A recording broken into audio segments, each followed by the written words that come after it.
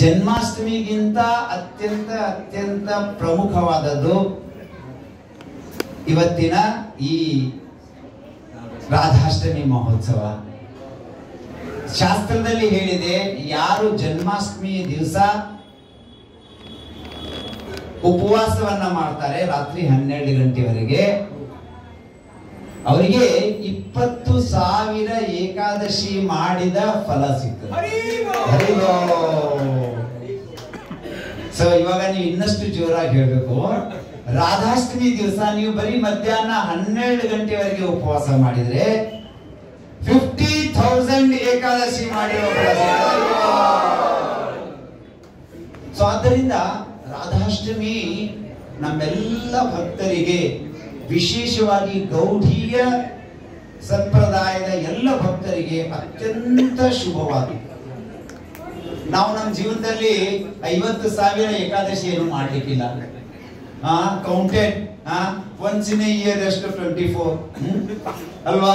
24 into 100 ಎಷ್ಟಾಯ್ತು? 22,400, not 50,000. So this opportunity we are getting on this occasion. So complete ನೋಡಿ, ಮಕ್ಕಳು ಎಷ್ಟು ಸುಂದರವಾಗಿ ನರ್ತನ ಮಾಡ್ತಾ ಇದ್ರು. ಇಮಿಡಿಯೇಟ್ಲಿ ಅವರ ಕಾನ್ಶಿಯಸ್ನೆಸ್ ಚೇಂಜ್ ಉಂಟು ವೃಂದಾವನ್. ಶ್ರೀ ಶ್ರೀ ವೃಂದಾವನ್ ಧಾಮ್ ಕೆ, ಶ್ರೀಮತಿ ರಾಧಾ ರಾಣಿ ಕೆ, ಬರ್ಸಾನೆ ವಾಲಿ ಕೆ. ಸೊ ಶ್ರೀಮತಿ ರಾಧಾ ರಾಣಿಯ ಗುಣಗಾನ ಎಷ್ಟು ಮಾಡಿದ್ರು ಕಡಿಮೆ. ಆದಿಶೇಷ, ಬ್ರಹ್ಮದೇವರು, ಸದಾಶಿವ, ಅವರೆಲ್ಲರೂ ಏನು ಅಂತಂದ್ರೆ ಶ್ರೀಮತಿ ರಾಧಾರಾಣಿಯ ಎಷ್ಟು ಗ್ಲೋರಿಫೈ ಮಾಡಿದ್ರು ಕೂಡ ರಾಧಾರಾಣಿಯನ್ನು ಅರ್ಥ ಮಾಡ್ಕೊಳಕ್ಕಾಗೋದಿಲ್ಲ. ಅವರಷ್ಟೇ ಯಾಕೆ, ಈವನ್ ಕೃಷ್ಣನಿಗೆ ಅರ್ಥ ಆಗೋದಿಲ್ಲ. So that is Shri Vrishabhanudulari Shrimati Radharani. So ಅಚಿಂತ್ಯ ಹರ್ ಕ್ವಾಲಿಟೀಸ್ ಎಲ್ಲ ಮಕ್ಕಳು ತೋರಿಸ್ತಾ ಇದ್ರಲ್ಲ, ಅವಳ ಒಂದು ಸೌಂದರ್ಯ ಯಾವುದ್ರಲ್ಲೂ ಕೂಡ ಸಾಟಿ ಇಲ್ಲ ಯಾರು. ಶ್ರೀಮತಿ ರಾಧಾರಾಣಿಗೆ 26 ಗುಣಗಳಿದ್ದಾವೆ. ಆ 26 ಗುಣಗಳಲ್ಲಿ ಒಂದು ಗುಣ ಏನು ಅಂತಂದ್ರೆ, ಶ್ರೀಮತಿ ರಾಧಾರಾಣಿ ಮದನ ಮೋಹನ ಮೋಹಿನಿ. ಈ ಜಗತ್ತನ್ನ, ಸಂಪೂರ್ಣ ಭೌತಿಕ ಜಗತ್ತನ್ನ, ಕಾಮ ಏನಿದೆ ಅದು ಕಾಮದೇವರು ಎಲ್ಲರನ್ನ ಅಟ್ರಾಕ್ಟ್ ಮಾಡ್ತಾನೆ. ಆದ್ರೆ ಅದೇ ಕಾಮದೇವ ಕೃಷ್ಣನ ಸೌಂದರ್ಯದಿಂದ ಅಟ್ರಾಕ್ಟ್ ಆಗ್ತಾನೆ. ಆದ್ರೆ ಶ್ರೀಮತಿ ರಾಧಾರಾಣಿ ಆ ಕೃಷ್ಣನನ್ನ ಕೂಡ ಆಕರ್ಷಣೆ ಮಾಡ್ತಾಳೆ. ಸೊ ಆದ್ದರಿಂದ she is called as Madana Mohana Mohini. So ಅದಕ್ಕೆ ಕೃಷ್ಣನಿಗೆ ಬಹಳ ಆಶ್ಚರ್ಯ ಆಗ್ತದೆ, ನಾನು ದೇವೋತ್ತಮ ಪರಮ ಪುರುಷ, ನಾನು ಹೇಗೆ ಇವಳಿಂದ ಆಕರ್ಷಿತರಾಗ್ತೇನೆ? I want to know her devotion. ಆ ಒಂದು ಭಾವ ಏನಿದೆ, ಆ ಸೇವಾ ಭಾವ, I want to learn it. I also want to can make myself a devotee.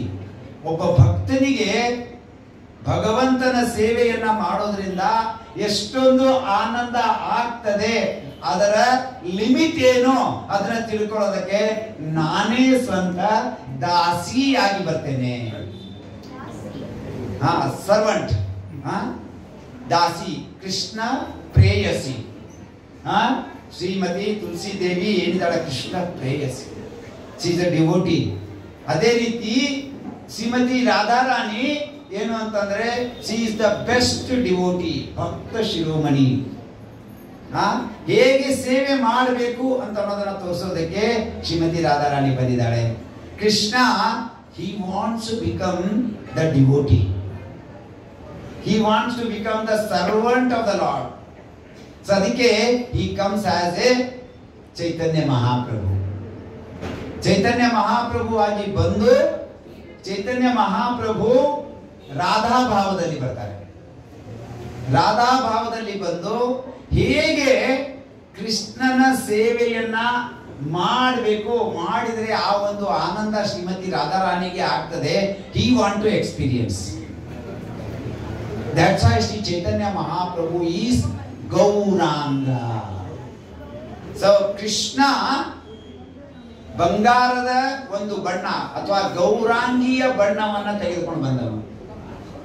So ನಮ್ಮಲ್ಲಿ ಡೈಟೀಸ್ ನೋಡ್ತೀರಾ ನೀವು, ಇವಾಗ ದರ್ಶನ ಓಪನ್ ಆಗಿದೆ, ಯು ಕ್ಯಾನ್ ಸಿ ದ ಶೃಂಗಾರ ದರ್ಶನ್.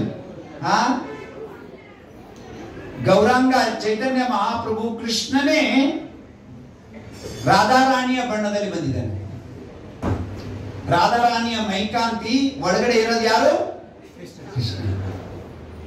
ಸೊ ಈಗ ಅವನಿಗೆ ಕಲಿಸ್ಬೇಕಲ್ಲ, ಯಾಕಂದ್ರೆ he do not know what is love. What is, so to teach him how to love, Gadadhar Pandit has come. Gadai Gaur Chandra ke. So Gauranga, he has came as Krishna. Gadadhar Pandit came as Srimati Radharani in a Gadadhar form to show how to serve Krishna. What is the love of Krishna? So ಆದ್ದರಿಂದ ಇದು ಬಹಳ deep philosophy. Srila ಪ್ರಭುಪಾದರು ಹೇಳ್ತಾರೆ, first of all ನಾವು qualified ಆಗಬೇಕು.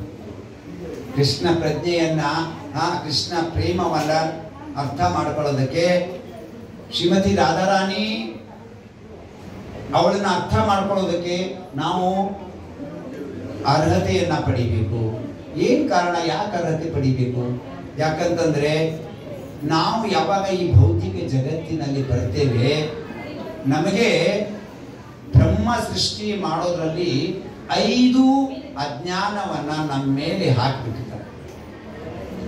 ಮೊದಲನೇ ಅಜ್ಞಾನ ಏನು ಅಂತಂತಂದ್ರೆ, ನಾವು ಸತ್ಯವನ್ನ ಅಸತ್ಯ ಅಂತ ತಿಳ್ಕೊತೇವೆ, ಅಸತ್ಯವನ್ನ ಸತ್ಯ ಅಂತ ತಿಳ್ಕೊತೇವೆ. ಅಹಂಕಾರ ಮತ್ತ ಹೊಯ್ಯ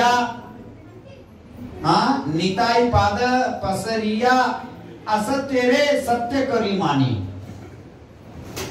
ನಮ್ಗೆ ಈ ಅಹಂಕಾರ ಏನಿದೆಯಲ್ಲ, ಅದು ನಮ್ಮನ್ನ ಭಗವಂತನಿಂದ ದೂರ ಮಾಡುತ್ತೆ. ಕೃಷ್ಣ ಭುಲಿಯ ಜೀವ ಭೋಗವಾಂಚ ಕರೆ ನಿಕಟೆಡ ಮಾಯಾ ಝಾಪಟಿರಧಾರೆ. ನಮ್ಮನ್ನ ಏನ್ ಮಾಡ್ಬಿಡ್ತದೆ ಮಾಯಾ ಅಂತಂದ್ರೆ, ಅಹಂಕಾರ ಅಸತ್ಯವನ್ನ ಸತ್ಯ ಅಂತ ತಿಳ್ಕೊಳ್ತೇನೆ. I am not the body but I think I am the body. I am not mister or something but I think I am the mister. I am great, I have so much qualification. ಮೊದಲನೇ ಅಹಂಕಾರ. ಎರಡನೇದು, ನಮ್ಮ ಹೃದಯದಲ್ಲಿ sense of death, ಮೃತ್ಯು ಭಯ, ಇದು ಬಂದ್ಬಿಡ್ತದೆ. ಬದ್ಧ ಜೀವನ ಲಕ್ಷಣ ಏನು ಅಂತಂದ್ರೆ, ನಮ್ಗೆ ಯಾವಾಗಲೂ ಅಯ್ಯೋ ನಾನು ಸತ್ತು ಹೋಗ್ತೇನೆ, ನನಗೆ ಬೇಡ, ನನ್ಗೆ ಹಾಗಾಗಬಾರ್ದು, ನನ್ಗೆ ಹೀಗಾಗಬಾರ್ದು, ನಾನು ಸರ್ವನಾಶ ಆಗೋಗ್ಬಿಡ್ತೇನೆ, ನನ್ಗೆ ಯಾರು ನೋಡೋರು, ಈ ಮೃತ್ಯು ಭಯ ನಮ್ಮಲ್ಲಿ ಇರ್ತದೆ. This is the second ignorance. And third ignorance, sense of ownership. ನಂದಿದು ಎಲ್ಲ, I am Mysore city, I am from Karnataka, I am from this, that. Ownership, ನನ್ನ ಮನೆ ನಂದು. ಆಮೇಲೆ ನಾಲ್ಕನೇದು ಏನು ಅಂತಂದ್ರೆ, ಅಭಿನಿವೇಶ. ಆಲ್ವೇಸ್ ಬಾಡಿಲಿ ಕಾನ್ಸಿಯಸ್ ನಲ್ಲಿ ಇರೋದು. ಆಧ್ಯಾತ್ಮಿಕ ದೇವರ ಬಗ್ಗೆ ಯೋಚನೆ ಬರೋದೇ ಇಲ್ಲ. ಯಾವಾಗಲೂ ಅದು ಹಾಗಾಯ್ತು, ಅವ್ರು ಹೀಗಂದ್ರು, ಇವ್ರು ಹೀಗಂದ್ರು, ಹಾಗೆ ಹೀಗೆ ಅದು ಆಯ್ತು. ಸೊ ಕಂಟಿನ್ಯೂಸ್ಲಿ we become, ಈ ವಿಚಾರ ಏನಿರ್ತದೆ ಅದು ಬಾಡಿಲಿ ಕಾನ್ಶಿಯಸ್ನೆಸ್ ಇರ್ತದೆ. ಆಮೇಲೆ ಕೊನೆಯದೇನು ಅಂತಂತಂದ್ರೆ, ನಾವು ಫ್ರಸ್ಟ್ರೇಟ್ ಆಗಿ, ಯಾಕಂದ್ರೆ ಭೌತಿಕ ಜಗತ್ತಿನಲ್ಲಿ ಫ್ರಸ್ಟ್ರೇಷನ್ ಆಗ್ತದೆ, ಫ್ರಸ್ಟ್ರೇಷನ್ ಆದ್ಮೇಲೆ ಕೋಪ ಬಂದ್ಬಿಡುತ್ತೆ. ಇದು 5ನೇ ಅಜ್ಞಾನ. ಈ ಅಜ್ಞಾನದಲ್ಲಿರುವಂತಹ ವ್ಯಕ್ತಿ ಸಂಪೂರ್ಣ ಆಧ್ಯಾತ್ಮಿಕ, ಭೌತಿಕ ಜಗತ್ತಿನ ಸ್ವಲ್ಪವೂ ಸೋಂಕಿಲ್ಲದ ಆಧ್ಯಾತ್ಮಿಕ ಪ್ರಕೃತಿಯನ್ನ ಅರ್ಥ ಮಾಡಿಕೊಳ್ಳೋದು ತುಂಬಾ ತುಂಬಾ ಕಷ್ಟ. ಅದಕ್ಕಾಗಿ ನಮಗೆ ಸಾಧನ ಭಕ್ತಿಯನ್ನ ಹೇಳಲಾಗಿದೆ. ಆ ಸಾಧನ ಭಕ್ತಿ ಏನೋ, ನಾವು ಈ ಕಲಿಕಾಲೆ ನಾಮ ರೂಪೇ ಕೃಷ್ಣ ಅವತಾರ.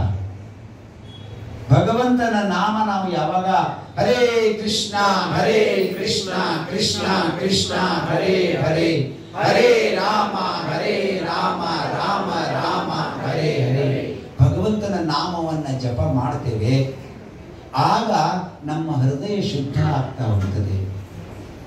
ನಾವು ಶರೀರ ಅಲ್ಲ, ನಾವು ಆತ್ಮ ಅನ್ನೋದು ಸಾಕ್ಷಾತ್ಕಾರ ಆಗ್ತದೆ ಕ್ರಮೇಣ, ಸ್ಟೆಪ್ ಬೈ ಸ್ಟೆಪ್. ಎರಡನೇದು ಏನಾಗ್ತದೆ ನಮ್ಮಲ್ಲಿ ಅಂತಂತಂದ್ರೆ, ನಾವು ಸತ್ಯವಾದದನ್ನ ಅಂದ್ರೆ ಶಾಸ್ತ್ರ ಆಧಾರಿತ ನಮ್ಮ ಜೀವನವನ್ನ ನಡೆಸೋದಕ್ಕೆ ಪ್ರಾರಂಭ ಮಾಡ್ತೇವೆ. ಮೂರನೇದಾಗಿ ನಾವು ಈ ಒಂದು ತ್ಯಾಗ ಮನೋಭಾವನೆಯನ್ನ ಬೆಳೆಸಿಕೊಂಡು ಓನರ್ಶಿಪ್ ಅನ್ನ ಸ್ಲೋಲಿ ಬಿಟ್ಬಿಡ್ತೇವೆ. ನಾಲ್ಕನೇದಾಗಿ ಭಕ್ತ ಶಾಂತ ಆಗ್ತಾನೆ. ಭುಕ್ತಿ ಮುಕ್ತಿ ಸಿದ್ಧಿ ಕಾಮಿ ಸಕಲೆ ಶಾಂತ, ಕೃಷ್ಣ ಭಕ್ತ ನಿಷ್ಕಾಮ ಅತಯೇವ ಶಾಂತ. ಯಾವಾಗ ವ್ಯಕ್ತಿ ಯಾವುದೇ ಆಸೆಗಳನ್ನ ಈ ಭೌತಿಕ ಆಸೆಗಳನ್ನ ಕ್ರಮೇಣ ಕಡಿಮೆ ಮಾಡ್ತಾನೆ, ಅವಾಗ ಅವನು ಶಾಂತನಾಗ್ತಾನೆ. सब जो है आशा वो है भिखारी या निराशा, जिसका कोई नहीं आशा वो है बादशाह. ಯಾರಿಗೆ ಏನು ಬೇಕಾಗಿ ಇಲ್ಲ ಈ ಜಗತ್ತಿನಿಂದ, he becomes the king. He does not get disturbed by anything. So ಈ ಕೋಪ ಕಡಿಮೆ ಆಗಿಬಿಡುತ್ತದೆ, ದುಃಖ ಕಡಿಮೆ ಆಗ್ತದೆ, ಶೋಕ ಕಡಿಮೆ ಆಗ್ತದೆ. ಭಗವಂತನ ಸೇವೆಯಲ್ಲಿ ತೊಡಗೋದಕ್ಕೆ ತನಗೆ ಒಳ್ಳೆಯ ಅವಕಾಶ ಇರ್ತದೆ. ಈ ಅಭಿನಿವೇಶ, ಕೊನೆಯ ಒಂದು ಅಜ್ಞಾನ ಏನಿದೆ, ಯಾವಾಗಲೂ ಈ ಭೌತಿಕ ಜಗತ್ತಿನ ಬಗ್ಗೆ ನನ್ನ ಮಕ್ಕಳು, ನನ್ನ ಮಂದಿ, ನನ್ನ ಹಾಗೆ, ನನ್ನ ಇದು ನನಗೆ ಇಷ್ಟು ಲಾಸ್ ಆಗುತ್ತೆ, ಇಷ್ಟಿಗೇನಾಗುತ್ತೆ, ಈ ಅಭಿನಿವೇಶ ಹೋಗ್ಬಿಡ್ತದೆ. ಅಭಿನಿವೇಶ ಅಂತಂದ್ರೆ ಏನ್ ಎಲ್ಲ ನಡೀತಾ ಇರ್ತದೆ ಮನಸ್ಸಿನಲ್ಲಿ ಒಂದು ಕೊರಗು, ನಾನು ಹಾಗೆ ಮಾಡಬೇಕು, ನಾನು ಹೀಗೆ ಮಾಡಬೇಕು, ನಾನು ಅದನ್ನು ಮಾಡಬೇಕು, ನಾನು ಇದನ್ನು ಮಾಡಬೇಕು. ಯಾವಾಗ ಇವು ಅಜ್ಞಾನದಿಂದ ನಾವು ಹೊರಗಡೆ ಬರ್ತೇವೆ, ಅವಾಗ ಶ್ರೀಮತಿ ರಾಧಾರಾಣಿಯನ್ನ ಅರ್ಥ ಮಾಡ್ಕೊಳ್ಬಹುದು. ಈ ಭೌತಿಕ ಜಗತ್ತಿನಲ್ಲಿ, ಭೌತಿಕ ಜಗತ್ತಿನ ದಳ್ಳೂರಿಯಲ್ಲಿ ನಾವು ಬೇಯ್ತಾ ಇರುವಾಗ ನಾವು ಶ್ರೀಮತಿ ರಾಧಾರಾಣಿಯನ್ನ ಅರ್ಥ ಮಾಡ್ಕೊಳ್ಳೋದು ಬಹಳ ಕಷ್ಟ. ಅದಕ್ಕಾಗಿ ನಾವು ತತ್ವತಃ ತಿಳ್ಕೊಳ್ಬೇಕು. ಹೇಗೆ ದೇವೋತ್ತಮ ಪರಮ ಪುರುಷ ನಮ್ಮೆಲ್ಲರ ತಂದೆ ಇದ್ದಾನೆ, ಹಾಗೆ ದೇವೋತ್ತಮ ಪರಮ ಪುರುಷನ ಲಾದಿನಿ ಶಕ್ತಿ ಶ್ರೀಮತಿ ರಾಧಾರಾಣಿ ಇದ್ದಾಳೆ. ಪರಾಸ್ಯ ಶಕ್ತಿ ವಿವಿಧೈವ ಶ್ರೂಯತೆ. ಭಗವಂತನಿಗೆ ಅನಂತ ಅನಂತ ಶಕ್ತಿಗಳಿದ್ದಾವೆ. ಆ ಅನಂತ ಶಕ್ತಿಗಳಲ್ಲಿ ಭಗವಂತನ ಪ್ಲೆಸರ್ ಪೊಟೆನ್ಸಿ, ಆನಂದ ಶಕ್ತಿ ಏನಿದ್ದಾಳೆ ಅವಳು ಶ್ರೀಮತಿ ರಾಧಾರಾಣಿ. ಆಧ್ಯಾತ್ಮಿಕ ಲೋಕದಲ್ಲಿ ಆನಂದ ಶಕ್ತಿ ಏನಿದೆ ಅವಳು ಶ್ರೀಮತಿ ರಾಧಾರಾಣಿ. ಭೌತಿಕ ಜಗತ್ತಿನಲ್ಲಿನೂ ಕೂಡ ಏನು ಈ ಆನಂದ ಸಿಗ್ತದೆ ಅದು ಶ್ರೀಮತಿ ರಾಧಾರಾಣಿಯಿಂದ ಸಿಗ್ತದೆ. ನಾವು ಇಷ್ಟನ್ನ ಇವಾಗ ತಿಳ್ಕೊಳ್ಬಹುದು.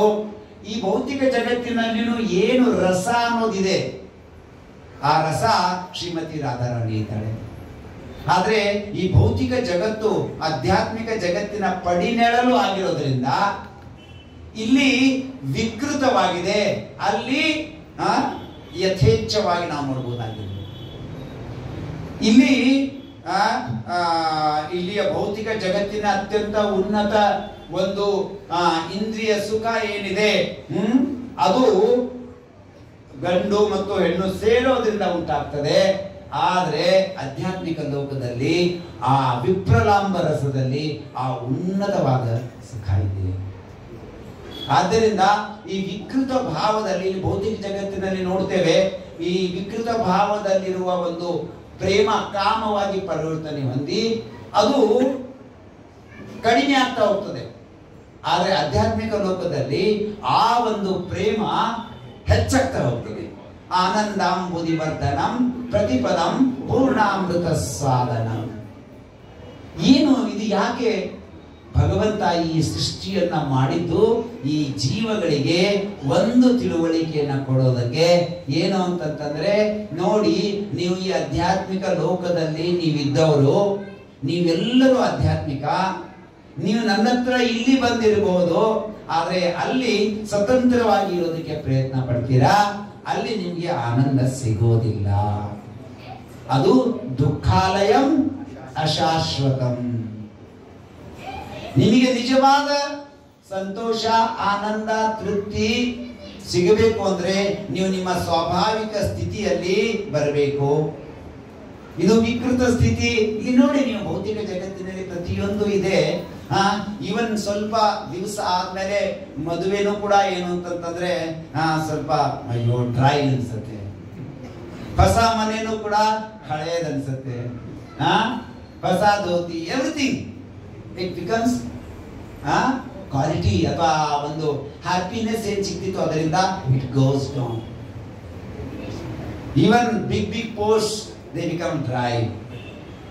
Continuous president of America becomes dry. ಸಾಕಪ್ಪ, 2 ಸಾರಿ ಜಗ್ಗಿದ್ದೆ, 3ನೇ ಸಾರಿ ಗ್ರೌಂಡ್. ಸೊ ಆದ್ದರಿಂದ ಭೌತಿಕ ಜಗತ್ತಿನ ಸ್ಥಿತಿ ಇದು. ಕೃಷ್ಣ ದೇವೋತ್ತಮ ಪರಮ ಪುರುಷ ನಮ್ಮೆಲ್ಲರಿಗೂ ನೋಡಿ ನಿಜವಾದ ಆಧ್ಯಾತ್ಮಿಕ ಸುಖ ನೀವೆಲ್ಲರೂ ಅದಕ್ಕೆ ಹಕ್ಕುದಾರರಾಗಿದ್ದೀರಾ. ಯಾವ್ದ ರೈಟ್. ಸೊ ದಯವಿಟ್ಟು ನೀವು ಏನು ಅಂತಂದ್ರೆ ನನ್ನ ಬಳಿ ಬನ್ನಿ, ಸಂತೋಷದಿಂದ ಇರ್ತೀರಾ. ಕೃಷ್ಣೇಂದ್ರಿಯ ಪ್ರೀತಿ, ತಾರಬಲಿ ಪ್ರೇಮ್, ಆತ್ಮೇಂದ್ರಿಯ ಪ್ರೀತಿ, ತಾರಬಲಿ ಕಾಮ್. ನೀವು ನಿಮ್ಮ ಇಂದ್ರಿಯಗಳನ್ನ ಸಂತೋಷ ಪಡಿಸೋದಕ್ಕೆ ಪ್ರಯತ್ನ ಮಾಡ್ತಾ ಇದ್ದೀರಾ. ಅನೇಕ ಕೋಟಿ ಜನ್ಮಗಳಿಂದ ನೀವು ಪ್ರಯತ್ನ ಮಾಡಿದ್ದೀರಿ. ಆದರೂ ಕೂಡ ನಿಮ್ಮ ಇಂದ್ರಿಯಗಳು ನಿಮ್ಮ ಮೇಲೆ ಹತೋಟಿಯನ್ನ ಸಾಧಿಸಿವೆ. They are cheating you again and again and you have been cheated again and again. ಈ ಸಾರಿ ಒಂದು ಚಾನ್ಸ್ ಕೊಡಿ, one life time. Chant Hare Krishna Krishna Krishna Hare Hare, Hare Rama Rama Rama Hare Hare. You will be eternally happy. ನೀವು ಶಾಶ್ವತವಾಗಿ, ಯಾಕಂದ್ರೆ ನಿಮ್ಮ ಶಾಶ್ವತ ಸ್ವರೂಪ ಇದೆ. You will be eternally happy. So ಅದಕ್ಕಾಗಿ ಕೃಷ್ಣ ಈ ಎಲ್ಲ ಲೀಲೆಗಳನ್ನ ಮಾಡ್ತಾನೆ. ಸ್ವಯಂ ವೃಂದಾವನವನ್ನ ಇಲ್ಲಿ ತೆಗೆದುಕೊಂಡು ಬರ್ತಾನೆ. ಸ್ವಯಂ ತಾನೇ ಇಲ್ಲಿ ಇಳಿದು ಬರ್ತಾನೆ. ಗೋವರ್ಧನವನ್ನ ಅಲ್ಲಿಂದ ತೆಗೆದುಕೊಂಡು ಬರ್ತಾನೆ. ಜಮುನಾ ದೇವಿಯನ್ನ ಅಲ್ಲಿಂದ ತೆಗೆದುಕೊಂಡು ಬರ್ತಾನೆ. ರಾಮ್ ಘಾಟ್, ಕೇಶಿ ಘಾಟ್, ಎಲ್ಲವೂ ಆಧ್ಯಾತ್ಮಿಕ. ಎಲ್ಲವನ್ನ, ಗೋವರ್ಧನ್ ಬೆಟ್ಟವನ್ನ ತೆಗೆದುಕೊಂಡು ಬರ್ತಾನೆ. ಅನೇಕ ಲೀಲೆಗಳನ್ನ ಆಡ್ತಾನೆ. ಕಾರಣ ಇಷ್ಟೇ, ನನ್ನ ಅಂಶಗಳಾದ ಈ ಎಲ್ಲ ಬದ್ಧ ಜೀವರು ಮರಳಿ ನನ್ನ ಹತ್ರ ಬರಲಿ. ಆದ್ರೆ ನಾವು ಅದಕ್ಕೆ ಕ್ವಾಲಿಫೈಡ್ ಆಗದೆ ಇದ್ರೆ ಎಷ್ಟೋ ಜನ್ಮಗಳನ್ನ ನಾವು ಈ ಇಂದ್ರಿಯ ತೃಪ್ತಿಯ ಒಂದು ಯುದ್ಧದಲ್ಲಿ ಕಳ್ಕೊಂಡು ಬಿಟ್ಟಿದ್ದೇವೆ. ಈ ಜನ್ಮನೂ ಕೂಡ ಹಾಗೆ ಹೋಗುತ್ತೆ. ಸೊ ಅದಕ್ಕಾಗಿ ನಾವು all should become today commitment ತೆಗೆದುಕೊಳ್ಬೇಕು ಶ್ರೀಮತಿ ರಾಧಾರಾಣಿಯ ಮುಂದೆ. ನಾವು ಇನ್ನು ಮುಂದೆ ಕೃಷ್ಣನ ಸೇವೆಗೆ ನಮ್ಮ ಜೀವನವನ್ನ ಮುಡುಪಾಗಿಡ್ತೇವೆ. ಹರಿ. ಸೊ ಯಾರು ಹೇಳ್ತಾ ಇಲ್ಲ, ಯಾರು ಸುಮ್ಮನೆ. ಸೊ ಯಾರಿಗೆ ಒಪ್ಪಿಗೆ ಇದೆ ಜೋರಾಗಿ ಒಂದು ಕಮಿಟ್ಮೆಂಟ್ ಕೊಡಬೇಕು. Hari. Thank you very much. So this is our commitment.